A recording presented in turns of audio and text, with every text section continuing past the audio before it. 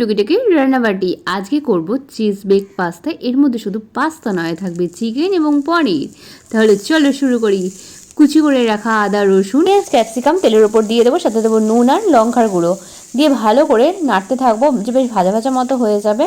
রসুন এবং আদার কাঁচা গন্ধ চলে গেলে তখন দিয়ে দেবো চিকেন কিমা দিয়ে পুরোপুরি মশলার সাথে কষিয়ে নেবো মানে কি একটু ভাজা ভাজা করে নেবো, একটু চাপা দিয়েই করবো। তারপর আগে থেকে স্যালো ফ্রাই করে রাখা বাটারে স্যালো ফ্রাই করে রাখা পনিরটা দিয়ে দেবো।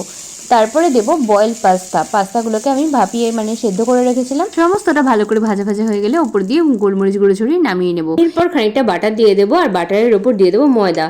বাটারটা যেই যত দড়ার সাথে দিতে পারবে টেস্ট কিন্তু ততই বাড়বে। আমি একটু কিপটেপনা করেছি বাটা, কিন্তু তোমরা তো আর আমার মতো কিপটে নাও।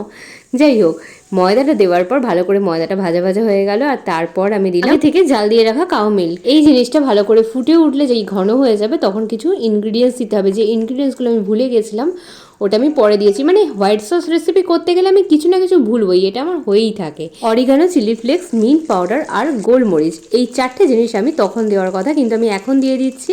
তার কারণ হচ্ছে আমি ভুলে গেছিলাম, কিন্তু তাতে স্বাদের খুব একটা হেরফের হয়নি। যদিও অন্য একটা প্যানে বাটার ব্রাশ করে নিয়ে সমস্তটা তার মধ্যে দিয়ে ওপর থেকে গ্রেট করা চিজ আর একটু চিলি ফ্লেক্স ছড়িয়ে চাপা দিয়ে দেবো চিজটা মেল্ট হওয়ার জন্য।